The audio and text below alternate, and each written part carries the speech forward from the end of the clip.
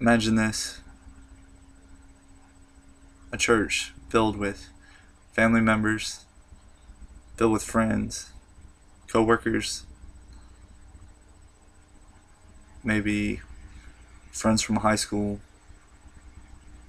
people that were friends of your family, somebody else's family, and they're all there gathered to visit, to say their last goodbyes to someone that they dearly loved, someone that was a daughter to them, a son, a brother, a friend, somebody's nephew, someone who died, someone's life that could have been spared. All because somebody decided to drink and drive under the influence.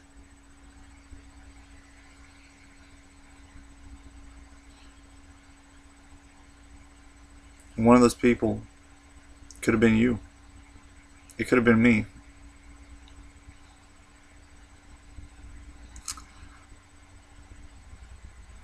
Today, I'd like to talk about the need to stop drunk driving. Second, I'd like to talk how to prevent drunk driving. And then finally, the benefits of not drinking and driving from consuming alcohol.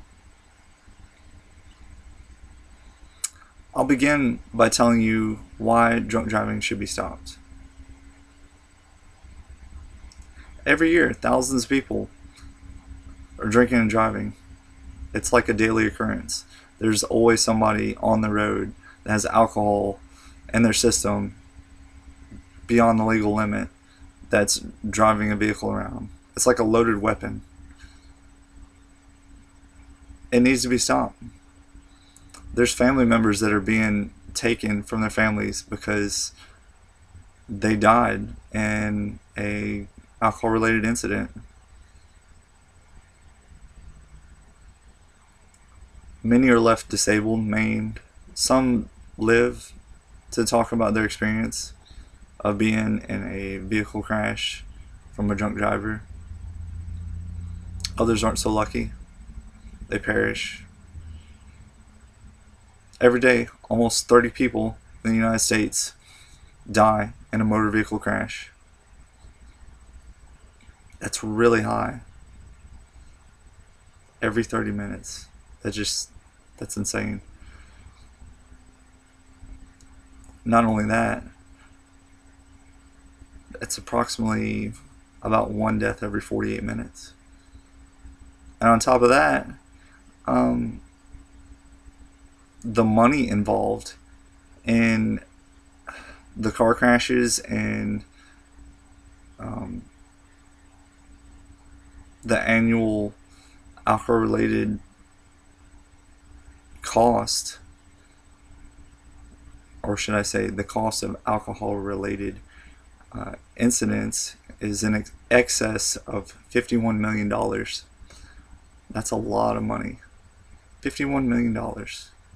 I know that money can be spent on a lot better things besides car crashes and alcohol related incidents.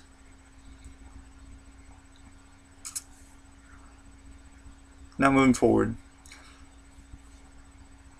I'm probably sure that you're thinking, this will never be me. I would never probably be associated or involved in an alcohol related incident. Some of you probably already have. Maybe you've been hit by somebody that was drinking and driving. Maybe not. But most people think this could never be me. But they're wrong. Alcohol related incidents happen so often that it's a shame that it has to happen. I'm going to look at a few ways that we can prevent drunk driving. And the first one is to be a good friend to someone, or maybe call a cab. It only takes a few seconds to make a phone call to get a ride for somebody that's impaired due to alcohol than to let an individual walk outside and get in a vehicle and kill themselves or hurt somebody else because they're not sober enough to responsibly drive a vehicle on the highway. There's other ways too. Not only are there DDs or taxis, but there's programs that support um, responsible drinking and driving, or should I say Airmen Against Drunk Driving is a program that involves people driving and come picking you up, much like a taxi, except it's free for military members. There's other programs such as, it's called MAD, Mothers Against Drunk Driving. These are very important programs. They save lives every day. This is a very good counteraction to such a lethal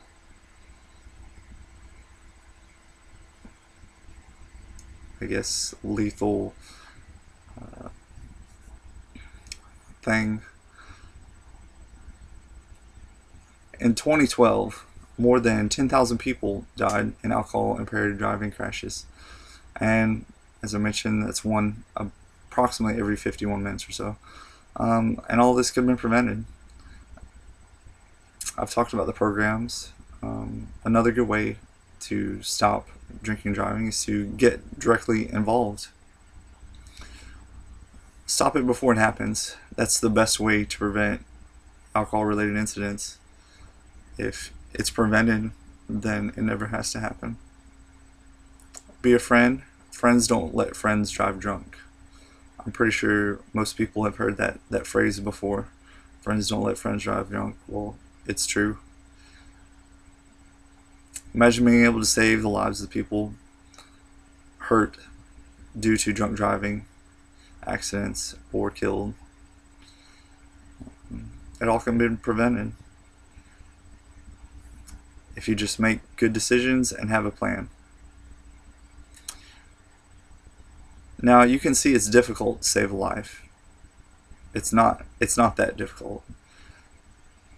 Now let's look at what may happen if you choose to drink and drive or have a plan. If you don't choose to have a plan, you show up to the party, you could see that individual that has had too much to drink and nobody wants to say anything, but no one wants to go to that person's funeral either. But they don't think about that while it's happening, unless they've been involved in it previously. Well, let's say Joe goes out and gets on a vehicle, gets behind the wheel. Best case scenario, this individual gets pulled over before anything serious happens. Maybe jail time, maybe loss of driver's license, forfeiture of money, maybe even affects a person's career or other things. But probably the best case scenario would be they end up in jail and off the streets. Now let's look on the other hand. Let's say this person had a plan before they went out and started drinking. They called a cab, or they had a designated driver ride along with them.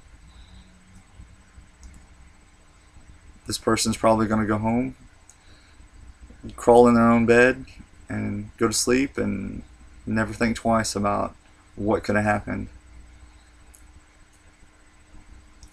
Drinking and driving, it's a risk that shouldn't happen.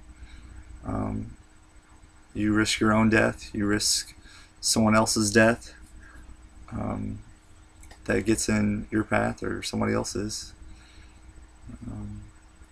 Drinking responsibly or having a plan, being a friend, cutting someone off when they've had too much, these are all positive things that can prevent death, fatalities, etc.